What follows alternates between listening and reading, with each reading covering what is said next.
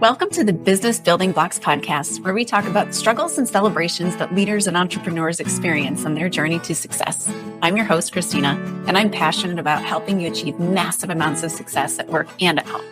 We'll talk about all things people and organizational wellness, share relatable stories, and feature insightful guests because quality people and processes are at the heart of every success story. Ready to learn, grow, and have fun? Let's dive in.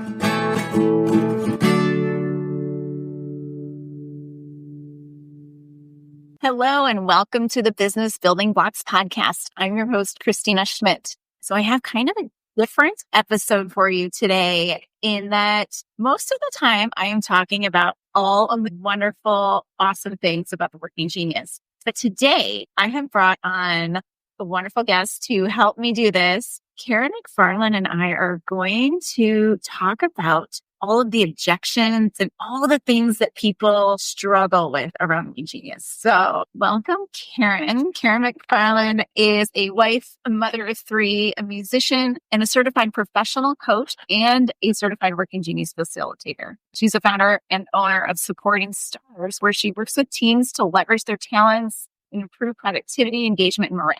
She also provides life coaching to wives of high-level performers to help them balance their supportive roles with their own dreams and goals. So welcome, Karyn. I'm so excited to have you on the show today. Thank you, Kristina. I'm so excited to be here. It's so fun to do this, especially as you were the first certified facilitator that I ever knew or spoke with in real life. And I'm so grateful for your encouragement to me to pursue this. So thank you. I'm so happy to be here. I am so happy to do it. I love the Working Genius and I want the world to know about it. So however I can make that happen makes me happy. So Karyn, tell us a little bit about yourself. Yeah. I mean, like you said, I'm a wife, mom of three, musician. I'm a violinist. And, I kind of like to say I have a portfolio career. I was actually a business major in college. So coming back to this whole, organizational health and management stuff is really fun. It's like kind of getting back to my roots a bit. So yeah, I do a lot of different things. It's funny the way that I, have pursued different things and even the way I, stumbled upon the Working Genius itself. I think everything is ultimately like in service of supporting families. I have this service of helping wives, to support their spouses, but also to, go after their things that they want themselves. And so when I learned about the Working Genius, I thought, oh my gosh, this is it just gives so many explanations and it's so freeing. And I thought, I have to incorporate this. And then it started taking on a life of its own. And then, of course, it just works so well in a team setting. Yes, a marriage is a team of two, but, in the traditional sense of, what we call teams in an office or organization setting, obviously that's where it really, really shines. So yeah, it's just sort of doing its thing and I'm doing my thing with it. And it's just been really fun to, see groups have all these aha moments and just, watch them implement it and just really see them succeed even more than they might have already been succeeding using this model. So yeah. I just love how you're able to pull all of your skills and talents and experience and gifts all together to support families, to help teams of two, teams that I always say my home team or my work team, right? So because they're both so critical to our lives. Our home team, right? That's our vocation. And then our work team, that's how we support that vocation. So it's so critical. Right. And then, if you're thriving at work, that makes it a lot easier for you to thrive at home. If you're struggling and just feeling, exasperated and reaching that burnout point or whatever it is that is troublesome at work, you bring that home. So anything that we can do, any tool we can use to help alleviate that, we're all for it, right? Absolutely. Oh my goodness. I'm going to get us jumping right into our task at hand here because we have quite a list of objections and just things we've heard either through our clients, through people, just in conversations. And we even went to the expert of ChatGPT and asked ChatGPT to help us come up with just what objections could people possibly have. So we have quite a list of questions. We're going to work through as many as we can. and see where it goes. So are you ready to get rolling? I think so. Okay, let's go. So our first question is, I don't trust when a test tries to analyze me. Why should I believe these results? So, Karyn, what are your initial thoughts to that one? Yeah, I think my initial thoughts are along the lines of, this assessment isn't, trying to define who we are as people. It's just revealing patterns and, in the ways where we naturally show up to different areas of work, and how we approach work and getting things done. So it's not really trying to like analyze us and, break us down into like itty bitty bits of information that, yeah. So, and, not putting us, we're going to get to maybe this part later, but not putting us in boxes and labeling and all of that stuff. So it's just, it's a tool to reflect on like what types and areas of work give us the most energy and joy. Exactly. And it's not intended to put us in this box either. It's fully intended to just inform us and give us one objective way to say, well, maybe these are the things that drive me and these are the things that frustrate me. And ultimately, I tell this to all my clients, like if you totally disagree with the results and we have like a conversation and we really clarify what's going on, we can change that because there is a subjective portion to it. Back when the result sections first came out, they said, here's your results. Now self-analyze based on all the criteria and then see if they match. So that's kind of the result pages used to go. I think that they're a little more certain after it came out in 2021. So after 4 years now of data, I know they continue to kind of hone it in.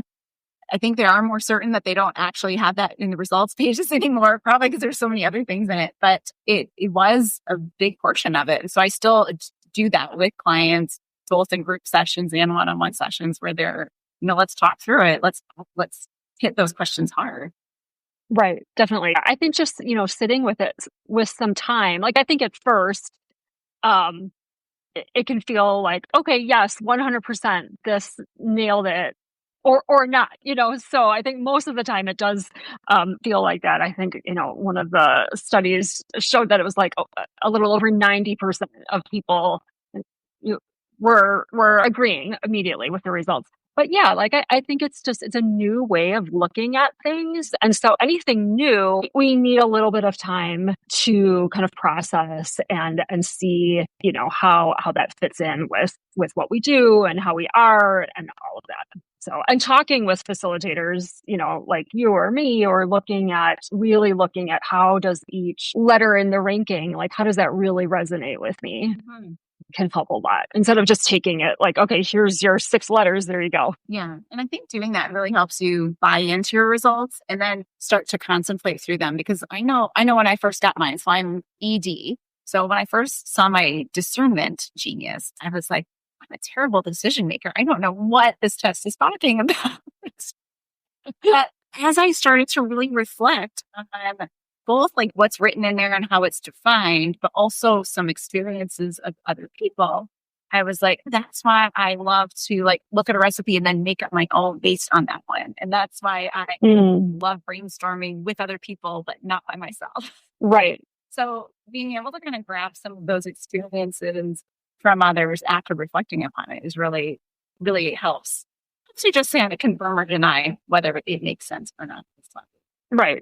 And ultimately, like our goal is never to make someone accept their results, right? Like we want to create a profile that like really resonates with and works for you, that you can like really, you want to buy into that and use it. So, that's what we're trying to do is make it make sense and something that you do ultimately agree with. Exactly. Yeah. Because really, ultimately the goal is to allow you to do your best work at work and to be able to put forth the thing that gives you energy and fulfills you fully. And that's the goal. So it's like, we want to get to the real answer, whether it's what the test is or not.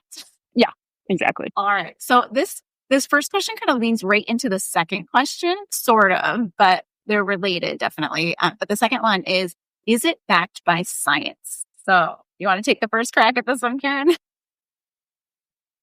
So yeah, this one, people do ask about this. Has this been validated?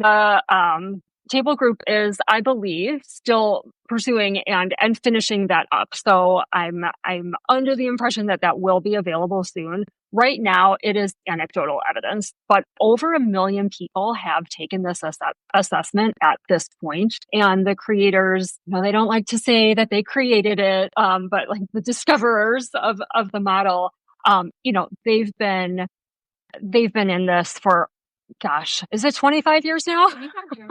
um, yeah. And so, Like you have Tracy and you have right. And so, they just come with decades of experience. And, while it might not, have the verifications of, some of your, other maybe quote unquote larger assessments, there is just so much anecdotal evidence that it's difficult to argue with. And when you do see teams implementing it like almost instantly, it's hard to see it as not valuable or valid. Exactly. Yeah. And I think it's helpful to, like, if you listen to their podcast and you kind of hear the origin story of how it was created. I guess Pat and someone else, Amy, I think, were, traveling home from a meeting, and it's like, why are you like this? Like, why are you so angry about the results of this meeting? And it started a whole analysis of it. And so they started to really discover like, what is it about that work that he was doing then that frustrated him, even though he loved his job? And it's such a wonderful thing. So when they started doing that, they also started like thinking of people they know and like analyzing that and then having them take the test. So very anecdotal, but very, like, a lot of research and a lot of thought and a lot of experience went into the development of it. And going back to question one's answer, it's not the end all be all. Like, we still want you to objectively look at the letters that in the order that they came and see that, make sure you agree, because if you don't, it's not gonna serve you as well as it could. Right. And just even beyond, the individual profiles, its use, like just looking at a workflow, that's hard to argue with. Like, it really, really, really makes so much sense, like how any project either comes into being at all and then how it eventually gets implemented. So it's just so valuable. Definitely. Yes. I love how they discovered like that or the activation stage. And I think Right. so many of my work things, it's like you've got the designers at corporate and then you've got the people trying to make it happen on the floor. And it's like literally everyone's like, oh, they threw it over the wall again. that activation where you make sure it's the right decision and then you get everybody on board. Like, that was a huge discovery, you could say, that came from just this model development, you could say. Right. Because it's an area that, unintentionally often can get skipped or just like not even considered. Yeah, so, because you don't see it as something that needs to happen. But then if you intentionally do it, so much more success. Can make a world of difference. Exactly. Yeah. Absolutely. All right, let's jump into number 3. So this one I got from somebody I was just talking with who was like, oh yeah, I do DISC, but I don't like working geniuses. And the reason why is that he said to me, I don't like that it's telling me I'm not good at things. And so as another twist to it is, doesn't ignore skill and experience that I have. Oh, what did you say to him? So we didn't actually have time to go. But my first thought was, okay, well, it's not saying that you're not bad because it's a ranking, not a rating. So this is where there's an unfortunate wording on the results piece that I wish they would change, and maybe we should, as facilitators, get them to change it, because it does say, like, in your frustrations is you don't excel at and you don't derive energy from it. Right. Or you're not naturally good at it. Something like that. Something along those lines. And it's a very, like, it makes people think that, oh, I'm not good at these things. Mm-hmm. So, but it is just a preference. And so that's how I try to explain it to clients who are having this question, is that, so it's just a ranking of your preferences. So you're more naturally going to go do those things that are your geniuses, and you're either going to avoid or get very frustrated and annoyed with having to do those things that are in your frustrations. So it's, or just skip them, like not even intentionally avoid, like it just doesn't even occur to you to address that part. Exactly. It's not that you're bad. It's not that you're bad at it. It's that you don't enjoy doing it. So you actually may like be really good at putting yourself in a place you don't like being and have gotten super good at your frustrations. Actually had a colleague of mine, I had her take the assessment and was floored that she was frustrated by tenacity. I was like, no way. You are so regular. You're so good at this stuff. She's like, yeah, but I'm just really good at making myself do the thing I don't like doing. I'm like, you need a little bit of that. Right. We can all use a little bit of that. Yeah. And it's like, it's not even something that, really frustrates you. It's just like, well, where do you just like most naturally default, like, and what's the order of that? Or is that thing not even something that like I just said, frustrates you, but it just doesn't light you up as much as the other four, if there are two that are falling in your frustrations, and even the word frustration is very limiting, it might not even be something that we're literally frustrated by. It might just be something that we don't love as much as the others, or that gives us as much satisfaction as the others. Exactly. So I had an epiphany. Do share. In that, so wonder is in my frustrations. And what I actually find is I just tend not to do it. Like I'm too antsy and feel too busy to sit and wonder. However, when I sit and I force myself to wonder, I actually do feel good. Like it feels good to do it, but I avoid it. And it doesn't necessarily give me energy. It just feels better. Like it's a calming. But so these things like that are inner frustrations, they're literally just things we just, like you had said, we might just skip over and we might not think to do because it's kind of like low on our preferences. But it doesn't mean that like we hate them. Right. Yes. Great. Yeah. I still don't like, but. Well, I have tenacity as a genius, and I'm like, really? Yeah, I know for certain that it is one of my geniuses. I know for certain. And I can explain why, but that might be a different.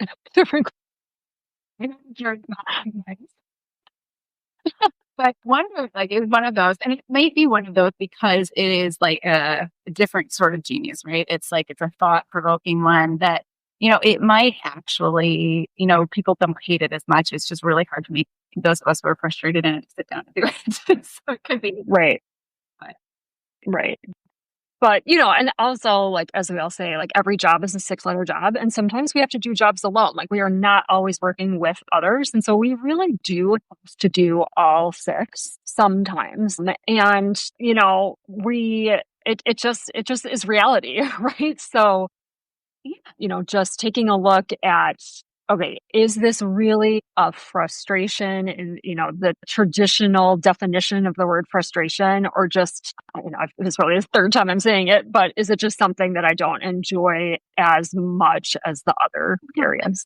I mean, ultimately it's, you find workarounds, you find ways, and you've probably got some natural coping skills that you've created around working through those things. And if you haven't, but like calling it out and understanding which ones you might need to develop those in. Like I say, a lot of people, if they struggle with wonder, it's like, well, schedule that time and you have to stick to it, get an accountability partner. Or if you struggle with like discernment, okay, schedule a discernment meeting and invite a discerner in. Like those are, so there are just ways around dealing with it once you understand it, once you can name it. So it's that whole containment thing. Yeah, exactly.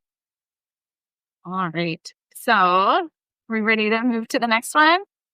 Sure. Okay, this one is similar again, but this one came out from a client session of mine that I think it was very distressing and concerning. So I don't like that it's telling me not to work on my frustrations in order to get better. Shouldn't I be able to improve on anything? So my first thought on this one is Gallup Strengths.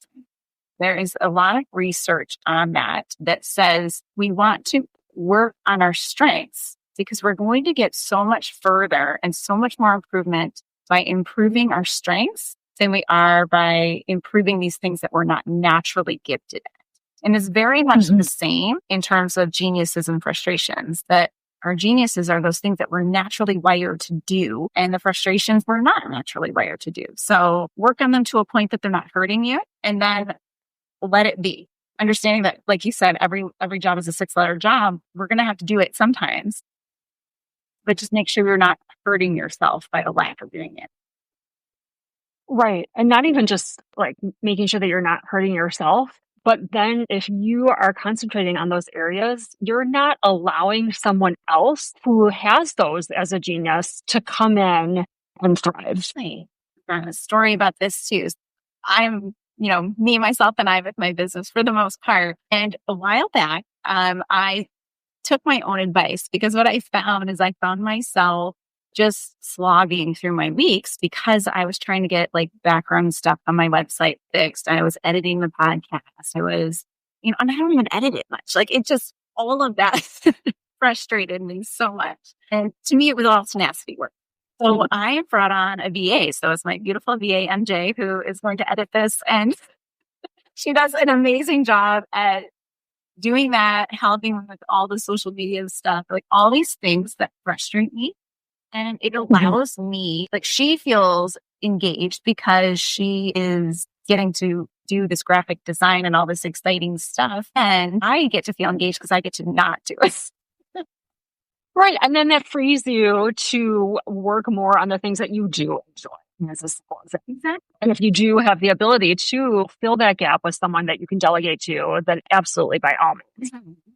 And so the super interesting part, I hope she's okay, but we actually share the same geniuses. But she's using her discernment in the graphic design world. And so she loves it. Right. And I don't have an eye for it and don't want to do it. And it frustrates me to that. And so it feels like a tenacity sort of task because I'm just slogging through trying to get it done. And so it's just interesting. Like I love to kind of point out like how the geniuses will show up differently in different people. In different people, absolutely. Yep. So just to re-clarify that, it's not that you're not meant to work in your frustrations because we all still have to work in the frustrations, but it's not that, but we don't want you to spend ages and eons trying to get better at them because you will run yourself into the ground. So when we look at the whole gamut of it, it's like, well, just be aware when you're working in your competencies and your frustrations and throw some genius work in there where you can, because it'll revive you and re-energize you and help you get through that next session of competency or frustration work. Oh, and if you want to improve something, improve your genius because according to Gallup and Clifton Strengths and all of that, that will give you it's like 10 times the amount of return on investment than trying to work on your frustration. Right. Yeah, that's great. All right. This one gets into, I think we all hear this one every single time, but it's about the assessment questions. How am I supposed to answer the questions about how others think about me? You want to jump on that one first? Yeah, that one. I mean, I get it. It's like, well, how am I supposed to know what someone else is thinking about me? Right. But, it is sometimes we do, have a different appearance, or we come across a certain way that is different than what we think or how we think we might be coming across. So, it's, we were talking about this a little earlier before we were recording. As you were pointing out about how sometimes, that answer, like if you don't know, there's a middle choice. And that, when I took the assessment, I felt like I was clicking a lot of those middle ones. I was like, how is this going to turn up with anything?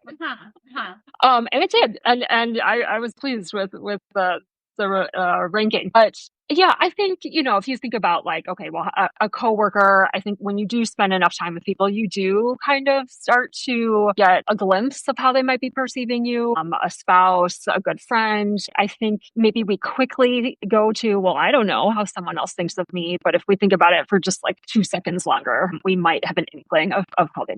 Yeah. What do you say when people ask? So very similar to that is that, of course you don't know what they're going to say, but you have an impression of what they think. And that actual opinion, that difference between what I know about me and what I think other people think is actually a gap between what you feel you are naturally and what you think you've trained yourself to do.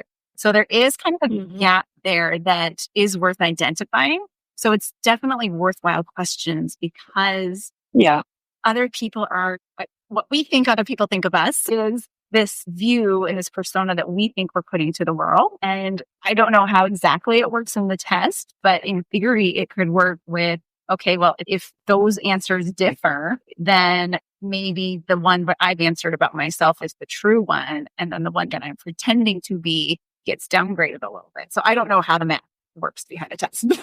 But in theory, if you're not now doing it or you don't think that it's part of your nature, then it may not be a genius. And if you truly don't know, then it's probably not a frustration or a genius, and it lands in the competency in the middle, right? Which isn't the great influencer. Like that, when we look at the whole gamut of the test, your geniuses are important because you want to focus there, and your frustrations are important because you're going to need workarounds or help in those areas, likely. Your competencies are just something really good to be aware of so you don't spend too much time in them. Because sometimes we don't know that they're competencies and we spend too much time on them because we've always... Right, because often we are actually quite skilled there. Exactly, because we don't need it. So it's like, well, it still works. So it's a potential burnout zone because you could spend too much time in there and then burn yourself out of it. So important question to ask in there. And yes, it's hard, and yes, it's frustrating, and we feel it too. We'll validate them. Or just give it your best shot. Exactly. We'll validate those feelings all day long, but there is a reason they're there, and it does. All right, let's move on to the next one. Won't this lead to labeling people? And so we kind of jumped on that. So labeling people, putting them in a box, that sort of thing. So just to kind of take a first stab at it, the intention is not to stick people in a box and not to stick a label on them. However, we do tend to say, oh, I'm an enabler, sorts of things. We tend to say that. It's not the intention. And the intention is to truly find what brings you joy and energy.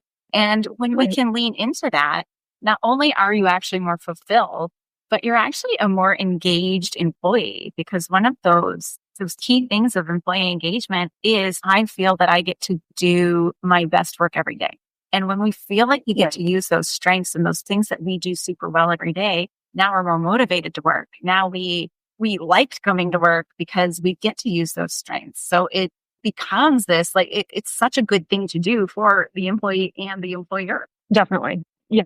Yeah. And rather than like containing someone, it's freeing them, to be able to thrive in that area, and then release them from an area where they're not necessarily thriving, and then freeing up someone else to thrive in that. Exactly. It's like everybody getting to do everything that they do best, and that provides efficiency and fulfillment. So absolutely. Two huge things.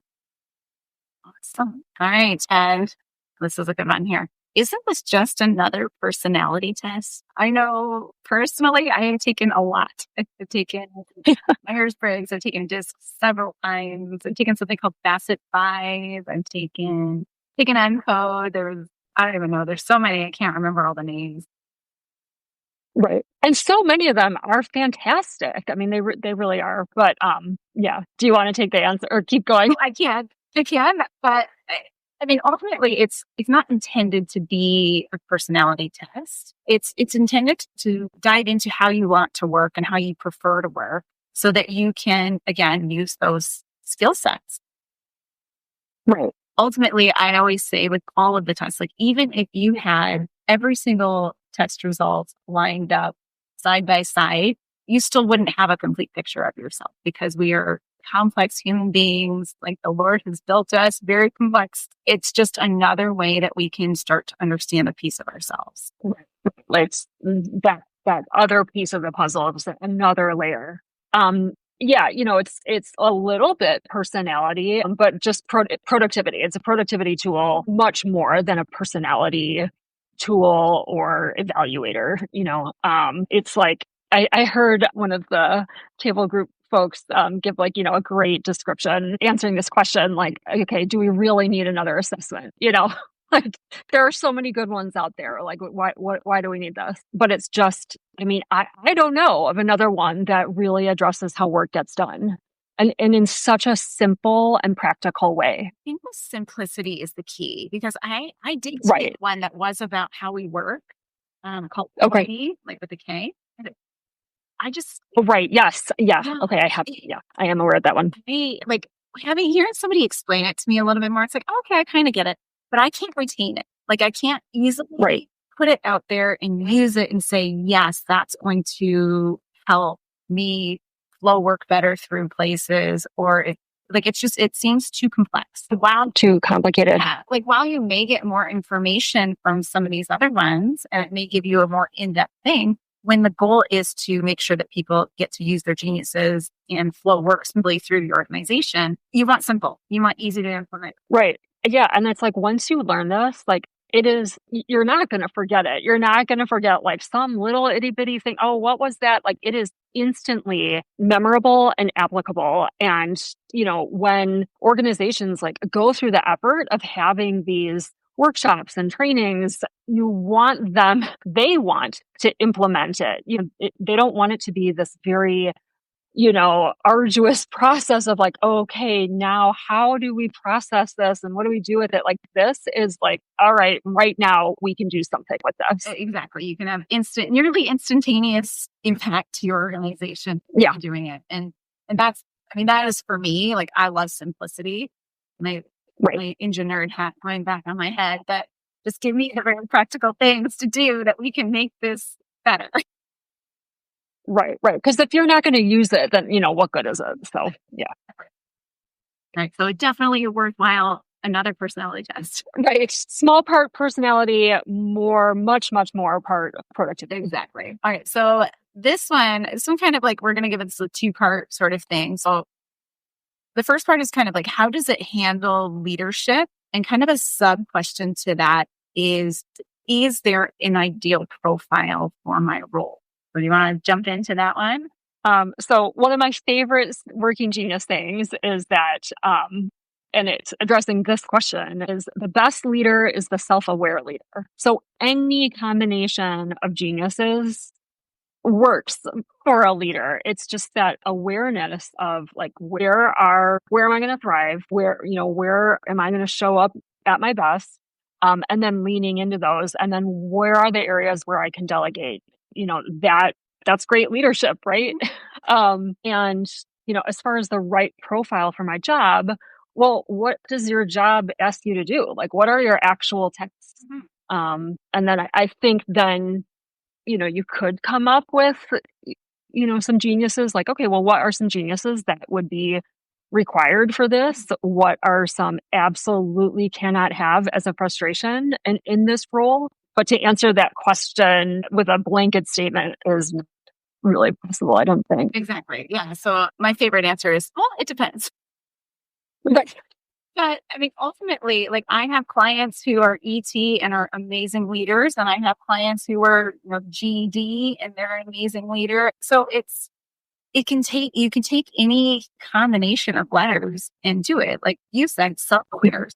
But I think one thing to add to what you said, Karyn, is you said, what does your job ask you to do? And how much flexibility do you have in that ask?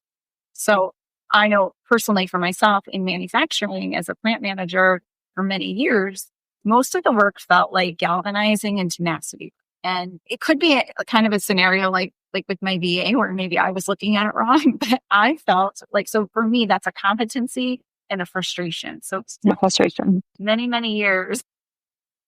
That is a recipe that, yeah.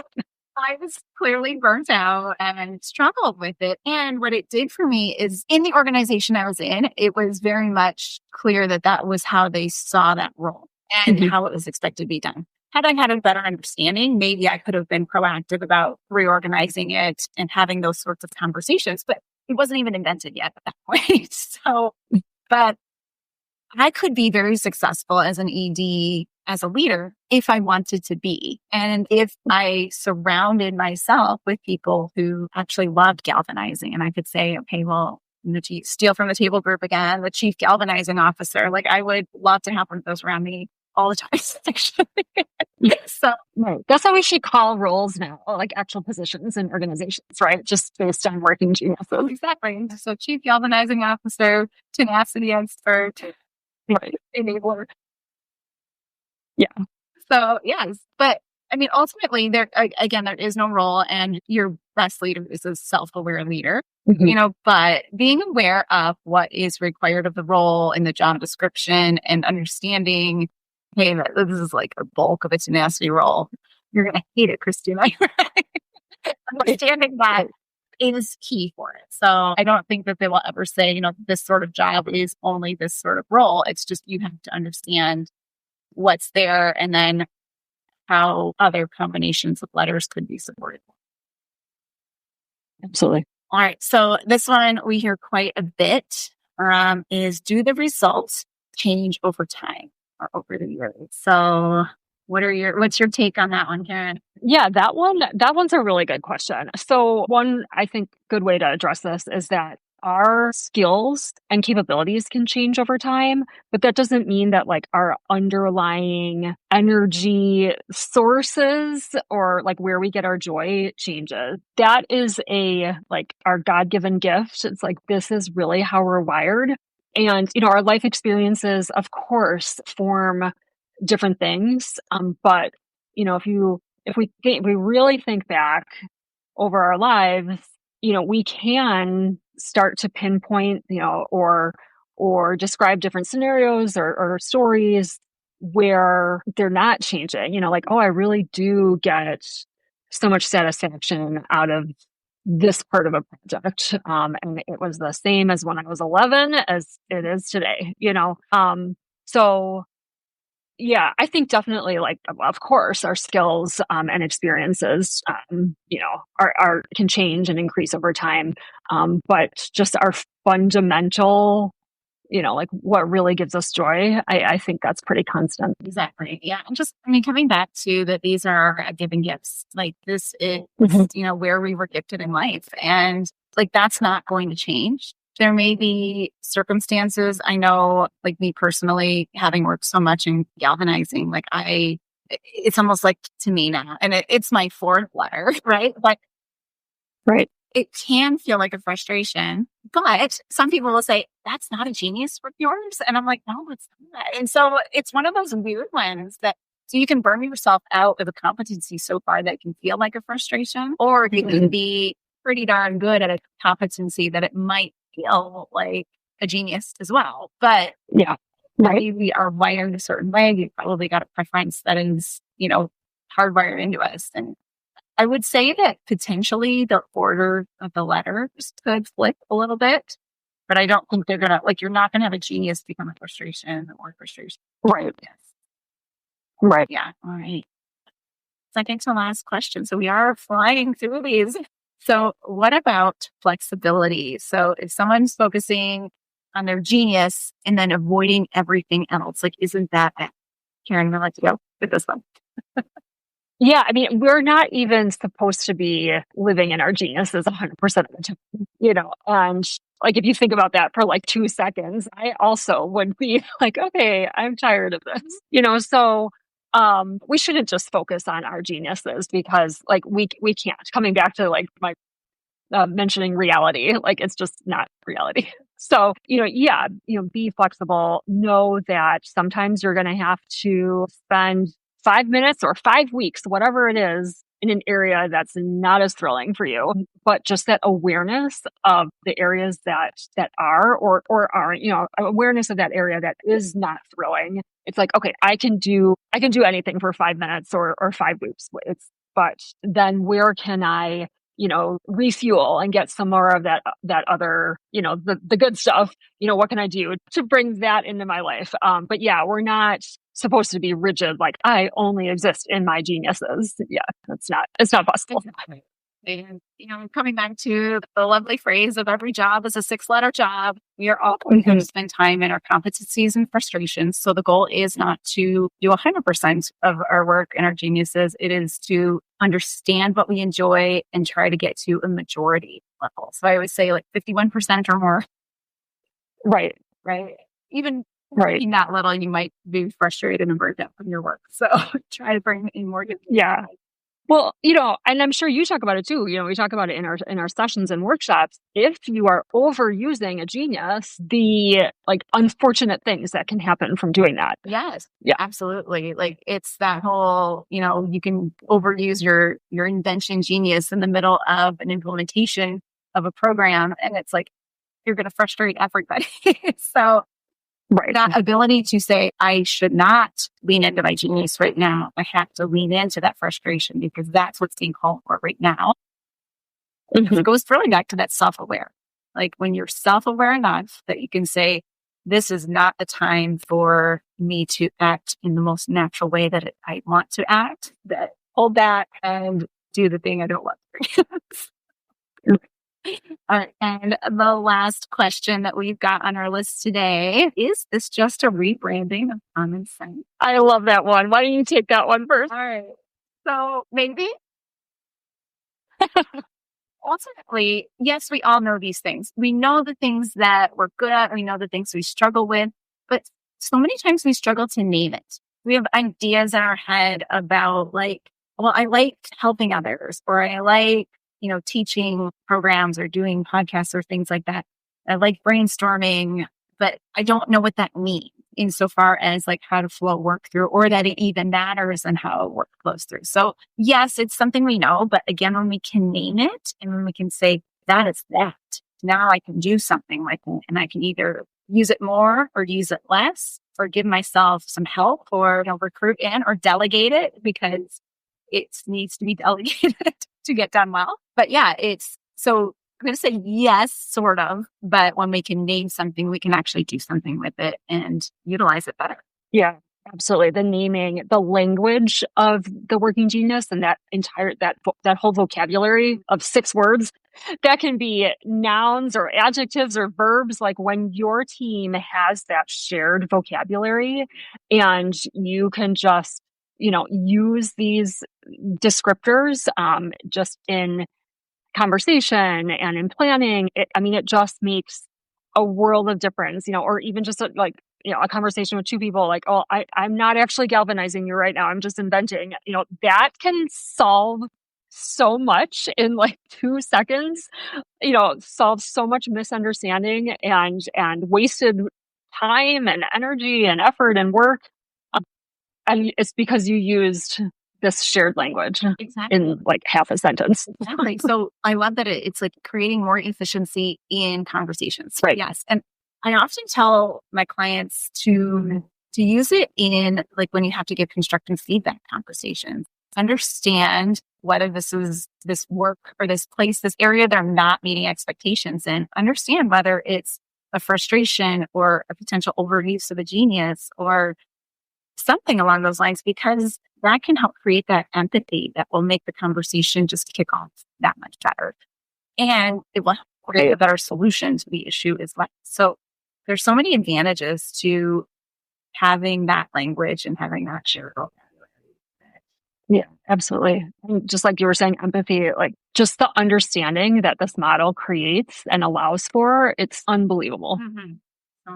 And just like when you understand others, it just allows for so much more collaboration and grace, and just the benefits are like inexplicable. Exactly. Both of us are just like, I know. We're so excited. It's that discernment that we both have, that it's like we just know it's good. Yes. So amazing. All right. Well, thank you so much for helping me work through some of these questions, Karyn. It has been so lovely to have you on here. Absolutely. Thank you so much for having me on. This has been such a pleasure. And to the listeners, I'm sure there are more questions, there are more objections that you thought of while we were talking today. So if you have more, send them over to me. You can write me a comment on the YouTube channel, or you can send me an email, whatever makes sense. But just let us know some more. And if we get a whole bunch, we'll come back on. We'll dispel your concerns, because we just want to share this so much. So thank you so much to all the listeners for joining us again today on the Business Building Blocks podcast. And we will see you on the next episode. Thanks for tuning in to the Business Building Blocks podcast. If you enjoyed this episode, make sure to subscribe so you don't miss what's next. If you found value in our conversation, please leave a quick review, like, or share. It helps us reach more amazing listeners like you. For more resources and insights, visit KristinaSchmitt.ca, where you can find tools and support to empower your leadership journey. Thanks again for listening, and we'll see you in the next episode.